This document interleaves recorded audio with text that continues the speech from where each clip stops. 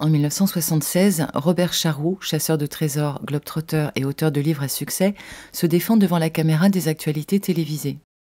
Les causes de sa colère, une série d'articles parus fin 1975 dans le Canard enchaîné, dont l'un, rédigé par Yvan Audouard, sur la sortie d'un livre, L'archéologie devant l'imposture, un ouvrage critique rédigé par Jean-Pierre Adam, archéologue. Le 28 novembre 1975, Jean-Pierre Adam vient d'étrier les théories de ceux qu'il considère comme des archéomanes sur le plateau d'Apostrophe. Alors, vous ne pouvez pas attaquer aussi violemment, vous pouvez dire, et ça je ne vous laisserai jamais être si violent, votre livre le prouve, vous pouvez dire je ne suis pas d'accord. Mais quand on dit « ce sont des faussaires », faites très attention aux mots que vous dites. Hein. Non, écoutez... Vous êtes peut-être dans l'archéologie officielle, nous sommes peut-être malheureusement, moi qui suis archéologue, mais qui ai donné ma démission de l'archéologie officielle, donc je ne coûte pas cher à l'État français. Je peux en avoir le droit de vous répondre, maintenez une discussion dans un minimum de tact. Sans ça, je ne vous raterai pas. Est-ce que vous enlevez ce mot de faussaire? Ah, pas du tout, non, pas du tout. L'ironie veut que son livre soit publié aux éditions Robert Laffont, qualifié d'éditeur de marchand de canulars préhistoriques par Yvan Audouard.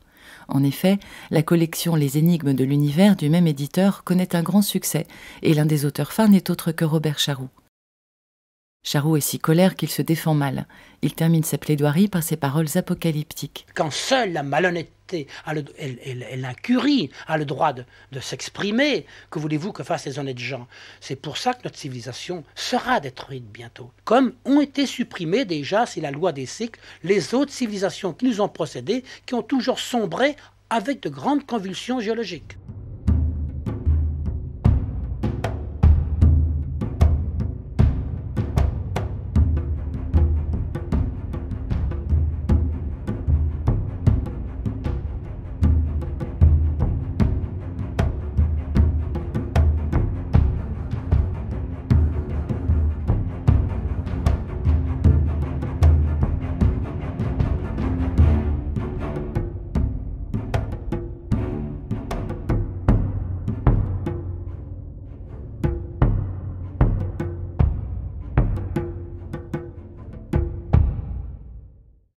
Ce 28 novembre 1975, le débat est inégal sur le plateau d'Apostrophe. Jean-Pierre Adam est seul face à 3 auteurs tenants croyants. Lorsqu'il aborde le cas Robert Charroux, il amaille à partir avec Francis Mazières, ethnologue et archéologue. Ce dernier s'emporte. Vous, c'est la forfaiture, pas peut-être Charroux. N'oublions pas les liens d'intérêt de Francis Mazières avec les éditions Laffont. Il est le directeur de la collection Les énigmes de l'univers. Un business juteux. Pour citer Stéphane François, Jean-Loïc Lequellec et Laurent Lescope dans une étude de 2017.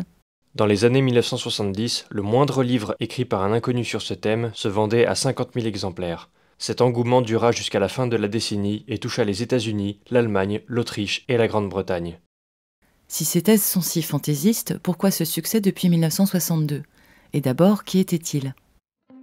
Né en 1909, le véritable nom de Charroux est Robert Grugeot. Employé des PTT jusqu'en 1943 et chef de dépôt pour les musées nationaux en 1944, il nourrit une passion pour l'écriture. Il saute le pas dès 1942 sous le pseudonyme de Saint-Saviol, nom de son village de résidence. Il réitère en 1948 en empruntant le nom du village de Charroux. Cette fois-ci en tant que scénariste de BD de science-fiction avec un super-héros nommé Atomas, maître de l'atome. Nous y reviendrons plus tard. La même année, il crée le Club international des chercheurs de trésors. Il en prend la direction jusqu'en 1958 et participe avec sa femme à diverses expéditions. 1961 est probablement un point de bascule majeur pour Robert Charroux. Il déclare officiellement être l'inventeur, c'est-à-dire le découvreur en archéologie, d'une grotte aux alentours du village de Charroux. En 1962, le bulletin de la Société préhistorique de France relatait l'affaire, non sans malice. Que les chercheurs malchanceux s'inspirent donc de la méthode personnelle de l'inventeur. C'est tout bonnement en cherchant un abri contre la pluie alors qu'il s'adonnait à la pêche qu'il trouva cette grotte. Charroux s'investit alors dans un vaste projet touristique, la Grande Route préhistorique du Grand Pressigny, inaugurée en 1961. Dans son bulletin, la Société préhistorique de France précise « Quant à la paternité d'une initiative si éminemment éducative, c'est par excès de galanterie qu'elle est attribuée à Madame Charroux. » L'année suivante, il lance une croisade du patrimoine préhistorique et interpelle la présidence de la République française et l'UNESCO. Selon lui, la communauté scientifique se désintéresserait des sites archéologiques majeurs. Pour Robert Charroux, ce type d'initiative lui permettrait-il de se mettre en avant au détriment de l'archéologie? En tout cas, ses succès de librairie et sa médiatisation lui permettent d'affirmer haut et fort ses thèses plus que spéculatives, notamment concernant le site de Glozelle. Hameau situé à 30 km de Vichy, Glozelle devient l'un des chevaux de bataille de Robert Charroux, mais sujet aux controverses. Tout débute en mars 1924. Émile Fradin, âgé de 17 ans, découvre avec son grand-père une fosse contenant des ossements humains et des objets lors du défrichage d'un champ. En 1925, des fouilles sont engagées sous la direction du docteur Antonin Morlet, médecin passionné d'archéologie.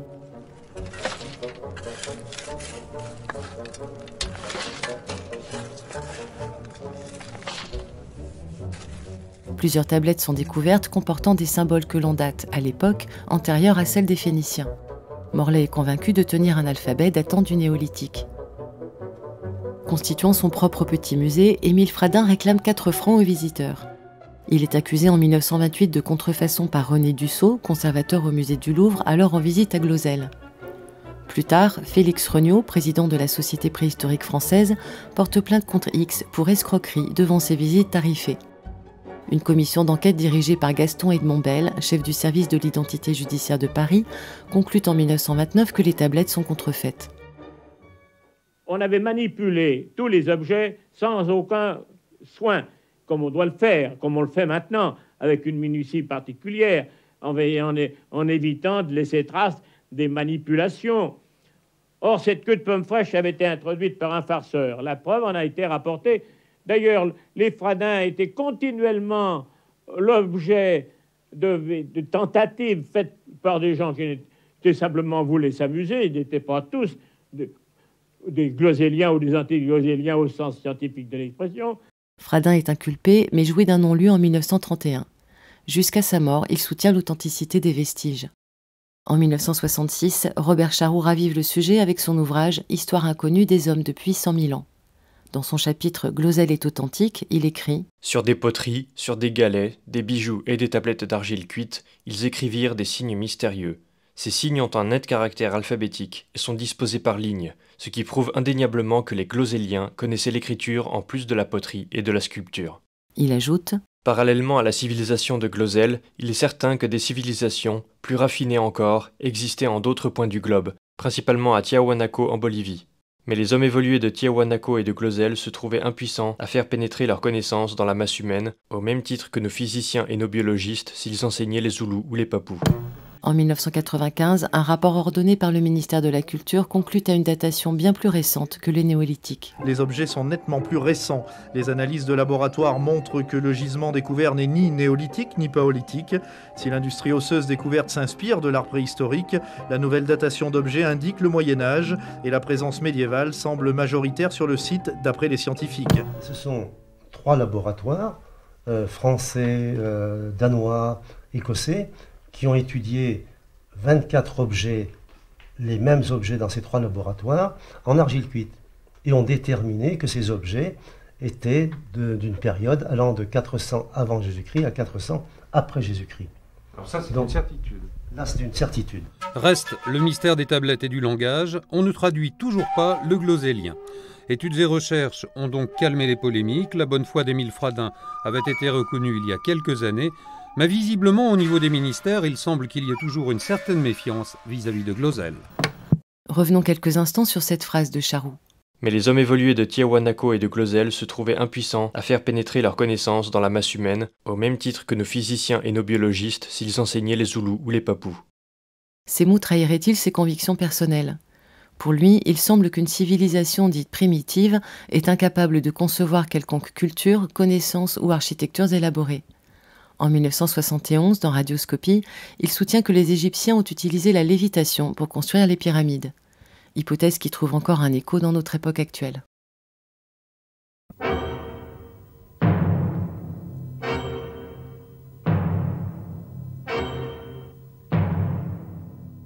Sur le plateau des dossiers de l'écran en septembre 1972, il déclare sans broncher que des initiateurs, appelés dieux, sont intervenus auprès des Assyriens, des Phéniciens, des Incas et des Mayas. Selon lui, ces dieux prométhéens venaient d'une seule et même planète, Vénus. Lorsqu'il aborde le livre d'Enoch et les anges porteurs de technologie, il est contredit par son voisin, un certain Jacques Bergier, le co-auteur du Matin des magiciens. Bergier déclare que le livre d'Enoch est un faux du XVIIIe siècle. Il est aussitôt contredit par l'un des invités, Ernest-Marie Lapérouse, archéologue et professeur à l'école pratique des hautes études. Ce dernier est catégorique. Sur le livre d'Enoch, on a retrouvé des fragments dans les grottes de Qumran qui datent de 2000 ans à peu près. Spécialiste des manuscrits de la mer Morte, Lapérouse admet que la partie du livre des paraboles est contestée, mais le reste est authentique. Jacques Bergier partage avec Robert Charroux un intérêt particulier pour le mythe des anciens astronautes ou néo-évémérisme. C'est une modernisation d'une doctrine antique créée par le mythographe Évémère au IVe siècle avant l'ère commune. Dans leur analyse de 2017 sur la série documentaire Ancient Aliens, Stéphane François, Jean-Louis Lequelec et Laurent Lescope précisent: On appelle donc évémérisme la doctrine qui explique la mythologie et la théologie en exposant que les dieux seraient d'anciens hommes que leur prestige aurait fait diviniser. Il est intéressant de remarquer que, dès l'époque d'Évémère, cette lecture réductionniste de la mythologie s'appuyait déjà sur un vestige archéologique mal interprété. En effet, Évémère aurait élaboré sa doctrine en examinant une colonne d'or sur l'île de Panché et tira de ses interprétations un roman, le récit sacré. Les pyramides qu'on voit là, au sommet il y a de l'or. L'or c'est le meilleur conducteur pour l'électricité. C'était des foutues antennes. Les gens avaient l'électricité.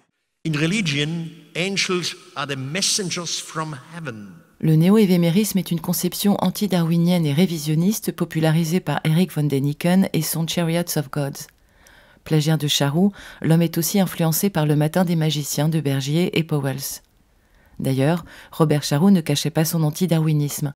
Au micro de Jacques Chancel dans l'émission Radioscopie du 12 mai 1971, il refuse que l'homme descende du singe parce que ce n'est pas séduisant. Selon lui, la logique voudrait que l'on s'attache à de plus remarquables possibilités. Sur l'influence de Robert Charroux sur von Däniken, citons l'ouvrage Des hommes, des dieux et des extraterrestres de l'anthropologue Victor Stovskowski. On peut constater que 39% des preuves avancées par Charroux en 1963 se trouvaient déjà en 1960 chez Pauwels et Bergier. Von Däniken pouvait ensuite nourrir son livre à la fois d'arguments de Charroux et de ceux du Matin des magiciens. En fait, pas moins de 71,8% des monuments archéologiques qu'il mentionne en 1968 ont été précédemment évoqués par Charroux, Pauwels et Bergier. 36,5% du nombre total de ces preuves se trouvaient déjà chez les Français. Par ces chiffres, on découvre que ces auteurs se sont influencés les uns après les autres, faisant mutuellement écho à leur thèse alliant intervention extraterrestre, ésotérisme et occultisme nazi. Nous venons de le voir, Robert Charroux s'est caractérisé par une perception révisionniste de l'histoire. Cependant, ses écrits révisionnistes au racisme insidieux dissimulent mal une idéologie plus radicale. Chez Jacques Chancel, il poursuit: On peut imaginer que des êtres sont venus sur Terre et ont amené par hybridation ou engendrement la race que nous sommes. S'il ne croyait pas beaucoup aux ovnis, il défendait néanmoins l'hypothèse d'une civilisation extraterrestre supérieure qui aurait créé l'espèce humaine. Dans son opus de 1965, le livre des secrets trahis, il affirme dans le chapitre « Les cosmonautes d'Hyperborée » Ils lancèrent dans le cosmos des conquistadores dont la mission était d'effectuer une reconnaissance sur une planète plus hospitalière, analogue à la leur en grosseur, en atmosphère et en conditions générales de vie. Il est probable que les escadres des Vénusiens comportaient de nombreux appareils et 5 groupes au moins atterrirent, en Hyperborée, en Atlantide, USA, Pérou, sur la terre de Mu, désert de Gobi, en Égypte et en Arménie, dans l'air balisé par les puits de pétrole enflammés du Moyen-Orient. Selon lui, ces visiteurs interplanétaires se seraient accouplés aux humaines et auraient reconstitué leur patrimoine scientifique originel, dont les secrets de l'énergie nucléaire.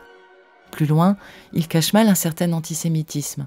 En résumé, le fait important de ces temps proto-historiques, pleins d'incertitudes et de merveilleux, est qu'une immense partie d'échecs se joua entre les initiateurs hyperboréens et les Hébreux pour savoir qui, finalement, fournirait la race des ancêtres supérieurs. Pour Charroux, l'Arche de Noé serait une expédition de sauvetage interplanétaire de l'élite hyperboréenne. Malheureusement, cette opération aurait été le champ du cygne de ces êtres très avancés, car tout fut submergé. Un déluge bien pratique pour les thèses de Charroux. Pas de preuves, ou si peu. Au chapitre 14, l'auteur consacre plusieurs pages au groupe Thulé, dont Rudolf Hess, dauphin d'Hitler, fut membre. Charroux écrit « Son nom même, qui évoque l'authentique ou légendaire Thulé, c'est-à-dire Hyperborée, berceau de la race blanche, est lié aussi à la quête du Graal. Est-il nécessaire de préciser que les activistes du groupe sont exclusivement des Blancs qui prétendent s'ériger en champions et défenseurs de leur race ?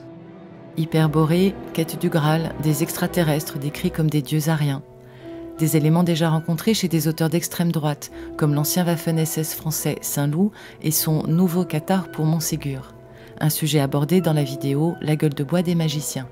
Tout cela ne resterait que baliverne si les thèses de Robert Charroux n'évoquaient pas les élucubrations du néo-nazi Miguel Serrano sur Hyperborée. D'ailleurs, le lien n'est pas fortuit. Dans son livre Black Sun, Nicholas Goodrick Clark mentionne Charroux comme l'une des influences majeures de Serrano. Les civilisations précolombiennes ne sont pas épargnées.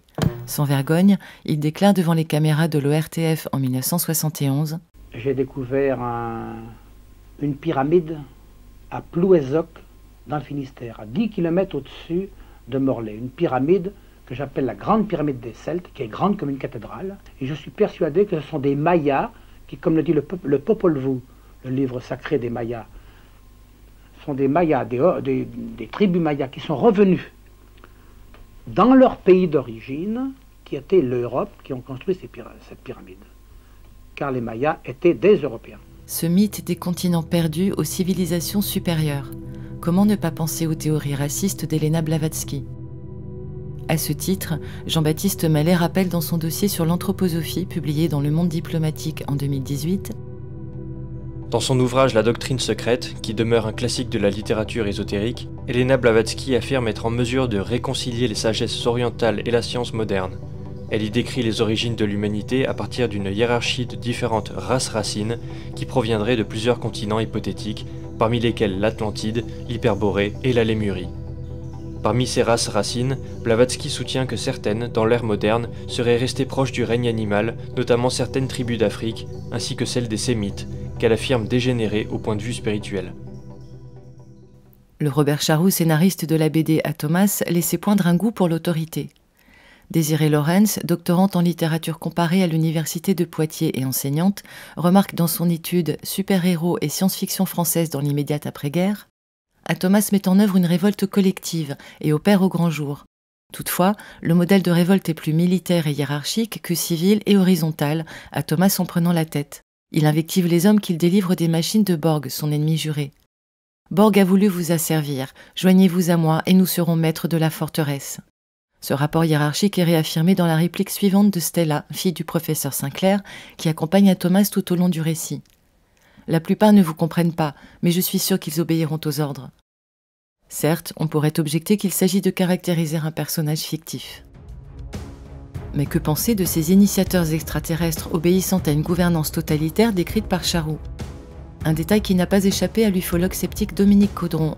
Elles sont caractérisées par une unicité des concepts. Un seul principe de gouvernement, un seul État, un seul peuple.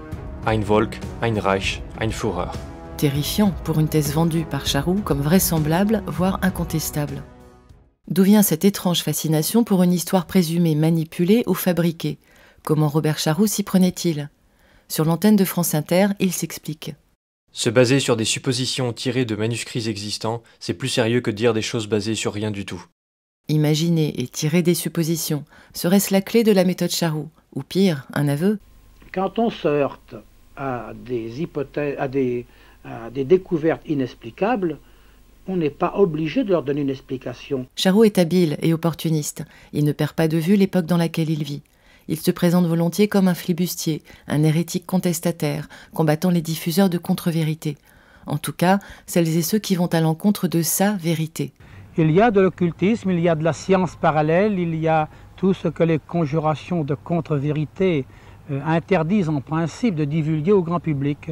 Les hommes oublient vite. En plus, il y a des conjurations qui ont intérêt à ce que la vérité ne soit pas sue. Peut-être cette vérité est-elle gênante pour eux. Je suis un contestataire parce que je m'oppose aux conjurations de contre-vérité.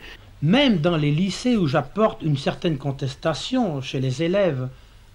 Par exemple, je dis que l'époque du bronze date de 10 000 ans et non pas de 3 à 4 000 ans comme on l'apprend. Que voulez-vous que l'on fasse contre la mauvaise foi, contre la malhonnêteté, contre l'imposture? Moi, je suis désarmé. Des mots-clés séduisants pour ce public des années 60-70 souhaitant explorer de nouvelles frontières. Charroux pouvait alors soutenir ses découvertes fumeuses entre deux phrases. Citons quelques exemples. Sa pseudo-pyramide d'origine maya de Plouézoc n'est autre que le cairn de Barnenay dans la baie de Morlaix, datant de moins 4000 avant notre ère. Dans votre livre, il y a quand même des choses incroyables, puisque vous affirmez qu'il y a eu au XVIe siècle une fusée qui a été lancée dans l'espace comme aujourd'hui. Oui, je l'affirme parce que je produis les documents. Ces documents existent au musée de Sibiu. Ils font état d'une découverte, d'une invention de Konrad Haas, maître de feu. Le manuscrit de Sibiu, en Roumanie, décrivant la fusée de Konrad Haas en 1529, un engin à 3 étages à carburant solide et liquide 500 ans avant Saturne V. En réalité, sa validité serait remise en question. Pourquoi ? Le mot Raketen n'existait pas au début du XVIe siècle sous cette forme. Et comment l'allumage des 3 étages pouvait-il avoir lieu ? Le découvreur de ce manuscrit, Doriu Todericiu, lui, a bien existé. Ingénieur chimiste à Bucarest, puis chargé de recherche au CNRS en 1970, il est connu sous le nom d'écrivain Pierre Carnac. Il fonde une maison d'édition nommée Le Phénix, spécialisée dans l'ésotérisme. Sa production littéraire est influencée notamment par les thèses de Jacques Bergier et Robert Charroux. Dans son livre « L'énigme des Andes », paru en 1974, il aborde la perception primaire des plantes, une découverte contestée de Cliff Baxter sur la biocommunication. Selon Charroux, le dracena, l'oignon et le citronnier seraient capables de percevoir les pensées humaines. Géraldine Fabre, docteur en sciences de la Terre et journaliste scientifique, note les biais méthodologiques de Baxter, accompagnés d'erreurs protocolaires qui n'ont pas permis de vérifier son hypothèse.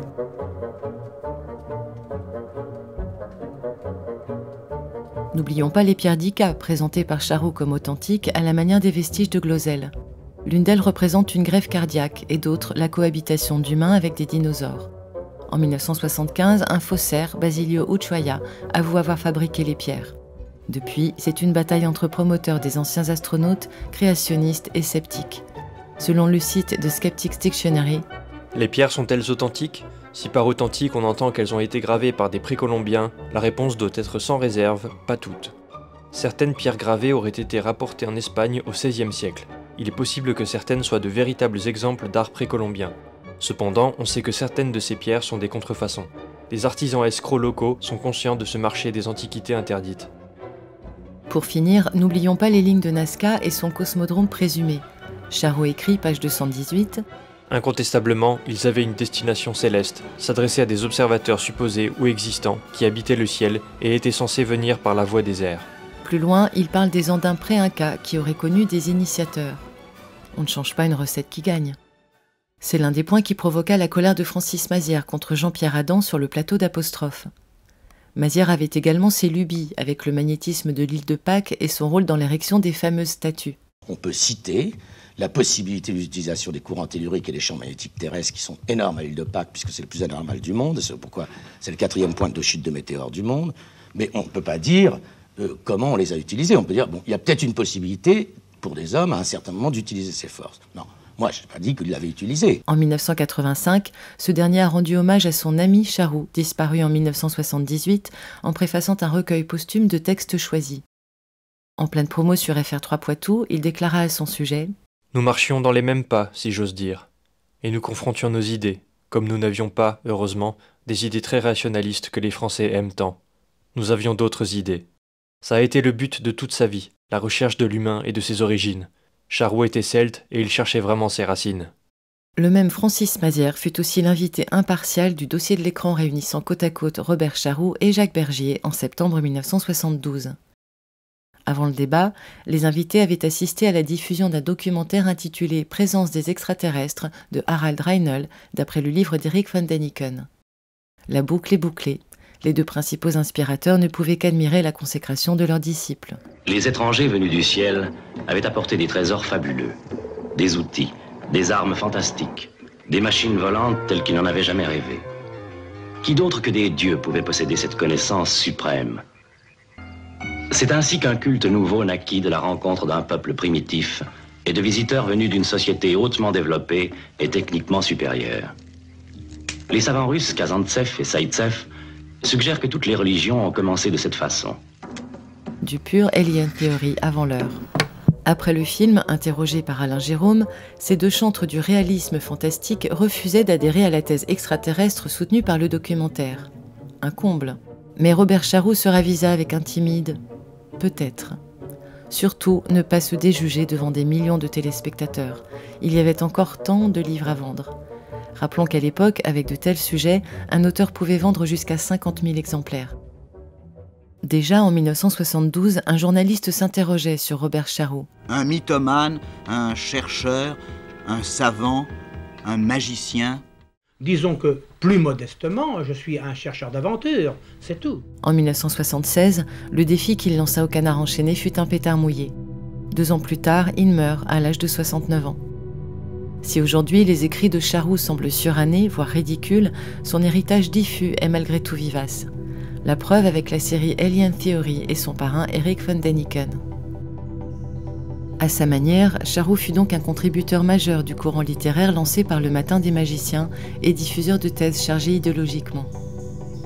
Pierre Lagrange, sociologue des sciences, déclarait dans l'émission Affaires sensibles décembre 2023 : Aujourd'hui, quand on lit Le Matin des magiciens, c'est un ouvrage complotiste du début à la fin. Pendant les 10 ans où il est débattu dans les années 60, on n'emploie pas le mot complotiste. Pour conclure, citons encore l'étude de Stéphane François, Jean-Louis Lequelec et Laurent Lescope. L'adhésion à ces thèses par nombre de nos contemporains soulève le problème de la définition, de la reconnaissance et de la fonction du mythe. Ce dernier est, par définition, un récit qui dit le vrai dans le groupe où il se propage. Seuls le reconnaîtront comme mythe ceux qui, n'appartenant pas à ce groupe, y verront une erreur, une croyance à combattre, une prénotion.